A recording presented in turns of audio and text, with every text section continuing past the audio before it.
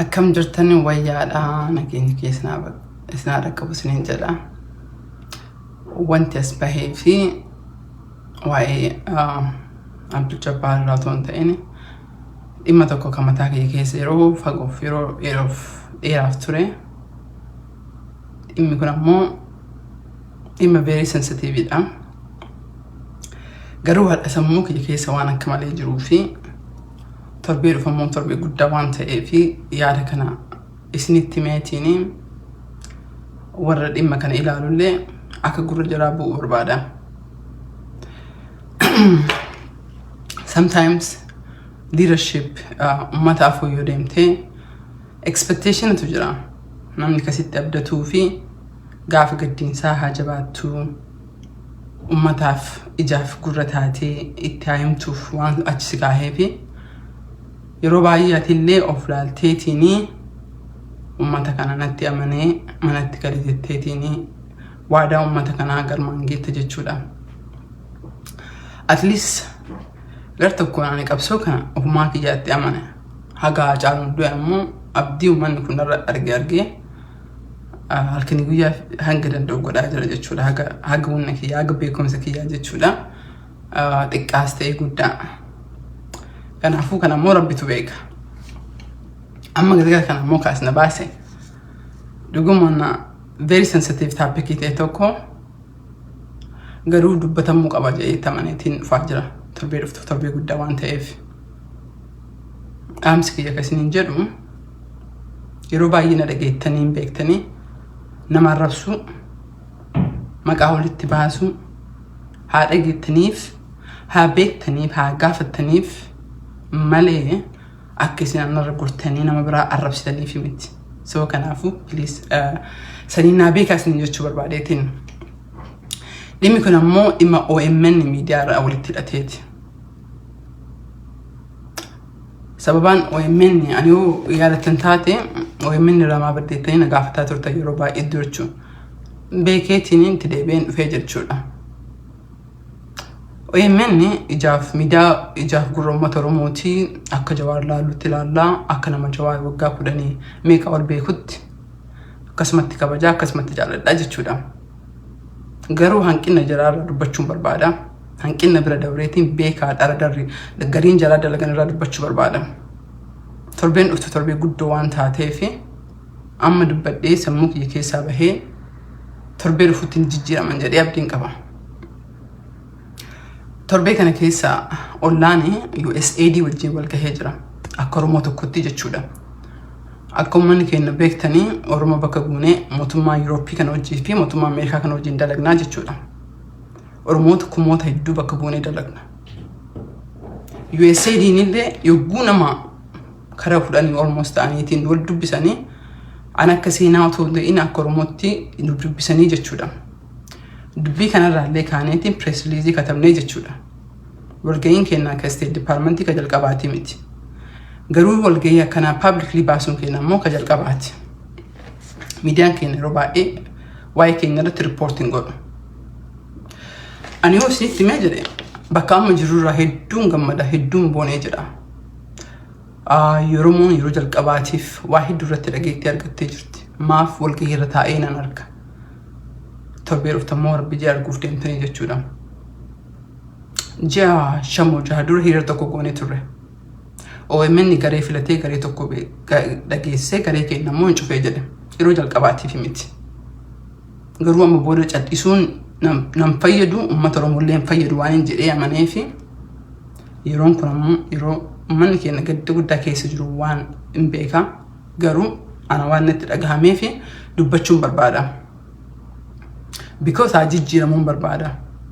Dalagaan miidiyaa tokko report godhuudha malee tokko ol qabee tokko gadi qabuu miti. Sagalee nam tokko dhukaamsee dhaaba nam tokko dhukaamsee dhaaba tokko faarsuu miti. Ani waa'ee OMN irratti boordii xiqqaat nama lamaa dubbisee jira. Warri lamaan kuniyyuu publicly deemnaan jedhee jira. Amma siin jiraan jiru waggaa dabreerraa moo waggaa dhiyoo kanarraa illee jalqabee jechuudha. Kanaafuu I hope of jijjiiran jedhee abdii qaba. Because laala asin ture yeroo tokko yaadattanii Fayyisaa Lalisaa irratti waa'ee dubbadheen ture Fayyisaa Lalisaa anti katabee ture jechuudha. Waggaa dabree yaadattan taate kan fayyisaa godhee jedhe kan OMN uummanni godhe kan seenaa godhu Oromoodha.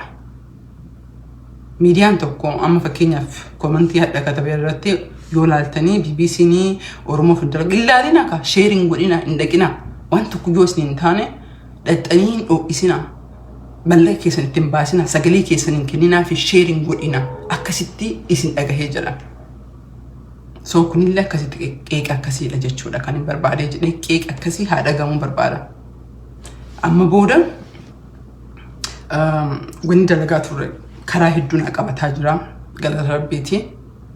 Fuulduraaf ammoo torbee fuula jalqabamu more engage kataa jedhu haala adda addaa waan naaf mijahaa jiruu fi saffisaan illee jijjiiramni waan dhufaa jiruuf illee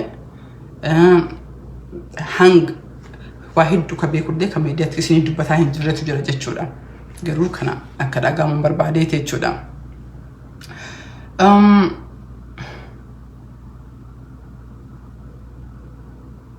Anyway, akka officially xalayaatti katabuuf torbee kana yaada qabna.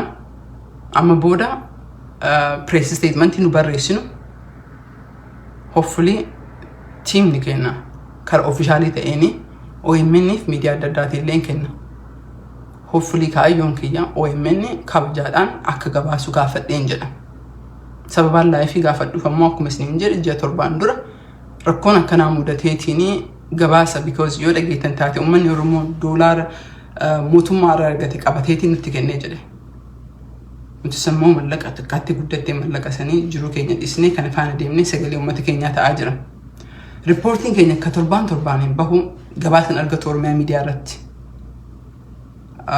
Garuu ajandaa opinion keetu ajandaan nafxanyaan keetu sanumatu irra deddeebi'ee dubbatama. Sun ammoo gaafatamuu qaba. Maaliif ollata Oromoof hin dalagne moo arguu dadhaban yoo arguu dadhaban dafanallee arguullee dadhabuun dadhabbiin nu bira akka jiraatu shakkii hin qabu. Kanaafuu wanna amma isin jedhaa jiru wanna kana sireessidha. Torbee dhufu officially kabajaadhaan hin kenninaafi hanga jijjiiramni kun dhufutti ammoo hin dhiisu nan dubbadhee jira jechuu laayifii dhufeeti. Akkasumas ammoo miidiyaa Addis Standardis BBC Afaan Oromoos VOS ka gaafadhu hanqina keessan hanqina kiyya nan beeka. Hanqinni namni dalagu hanqina guddaan hin qaba. Garuu hanqina jallinnaatti ammoo kan jiru callisuu hin dandeenyu. Callisnee share gochuu hin qabnu. Hanqina beekaan wallaalatu hin ta'in dhugaa namatti jallatanii jechuudha. Fakkeenyaaf du'iinsa Abdii Jabbaa walitti qabatee Addis Standard defend godhuun dogongorratti fakkaata. Gaafa Haacaaluu ajjeesanii maatiin Haacaaluu waan warra godhan hin beekne afaan qawweetiin jiraatan. VOA'n hadha obboleessa Abdii Jabbaa dubbisee jira. Kan inni dubbatee fi kan Addis Standard jedhe garagara. Even otoo kan Addis Standard jedhe dhugama ta'e dhugaa ta'uu oolu nama kana ija keenya viidiyoon agarre argine du'a isaa akkasii gaddaqeessuun maalidha? Namni yoo callisu wallaalaa miti. I think ustaazni or sheekni amma du'a Abdii Jabbaar dubbate maal jedhee namoota dubbate ka callise malee wallaalaa miti. Ka dubbate martillee beekaa miti. Ani akka beekaat akkasii eetoo hin ta'ini it's true hin beekna. Yeroo baay'ee otoo agarru akka nama agarree otoo dhageenyu akka nama dhageenye bira dabarra. Gariin masuudhaaf Oromoo hin qoonnu jenneetiin. Gariin Oromiyaa miidiyaatti yoo dhufeen jedhe baranoo na gaafataniiti fundraising irraan gadandee otoo hanqinni rakkina akkanallee jedhu jechuudha. Kanaafuu sometimes beektaa namni yoo sariidhaan sariin jedhini hin galuuf. I'm pretty sure gadiin keessan akkanatti gadditanii nan beeka. Garuu ammoo haalatti deemaa jirurraa hedduu confidence waan qabuufi jijjiirama dhufaa jiru kanarraallee hedduu confidence waan qabuufi Oromoon bakka isaa dhabiinsa dhiisii kan durii dukkanni Oromoo bira dabartee jirti. Dukkanni Oromoon akka bineensatti bosona keessatti du'aatiin warraafamu yeroo dukkanaa keessa jira. Iftoominamuun afoo akka jirtu hin arga. Akkuma isiniin jedhe torbee kana USAID wajjin haasa'ee jira. haasaa adda addaa keessa illee numan jira. Sanaafu ka dura dabre amma booda ijoolleen tiyyatti ijoolleen wajji dalagnu gariin advocacy official xalayaa kana ni barreessuuf. So I expect dadhabbiin akka nu bira jiru ammallee inni irra deebi'een dubbadha. I expect garuu riippoortii nu baasnu, press statement nu baasnu, OMN akka kabajaadhaan akka niwusitti dhiyeessu hin gaafadhan jira. Keessaan boordii warraa gaafadhee dhagahamuu hin dandeenye. Publicly deemnaan jedhan jechuudha.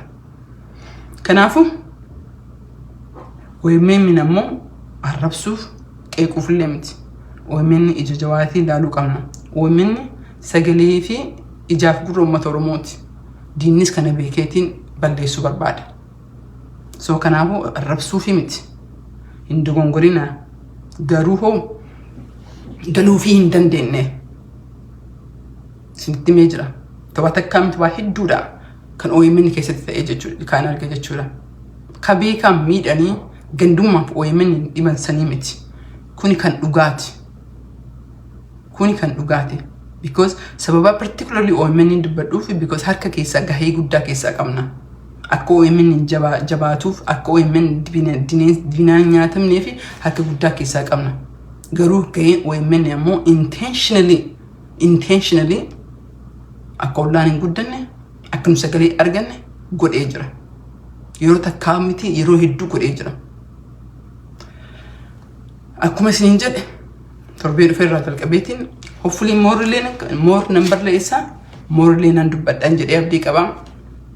Isin ammoo gaheen keessan itti dubbachuudha. Bakka nu hanqina nutillee hanqina guddaa qaba isiniin jedhee jira. So kanuma jedhee yaaduma kanaan OMN keenya qofaa miti. Sagalee uummata baay'ee kan dhagahillee ni jira. Yoo sirraa hubaate ammoo kan baasuu deemuu fanus ni jira. OMN miti politika tokko paartii tokko gadi qabee ka paartii tokko gadi didu garuu OMN ni godha waan akkasii. OMN ka sagalee qabuu fi attention kenna ka sagalee hin qabne immoo cuqqaala. Sun ammoo dhugaadha. Sun ammoo jechuun kiyya irratti haduudhuu fi miti sinitti mee jira. Irratti haduudhuu fi miti haqa jirtu rakkoo jirtu. Because yogguu ollaan maqaa Oromoo bakka bu'ee mootummaa Ameerikaa wajjin dubbatu. Oromiyaan miidiyaan ka Oromoo miidiyaan guddaan Oromoo qabdu yoo akka naman dhageenyetti bira dabru sun rakkoo guddaadha. Duratti waa'ee Fayyisaa kaaseen dubbadhee bira dabree jedhame. Fayyisaa Lalisaa gaafanni fiigee akkasii beekamee jee nutu jalaa iyyeetiin namni kun akka nama jabaa ta'ee dubbisnee guddisna jenne. Haacaaluu fudhadhaa. Haacaaluu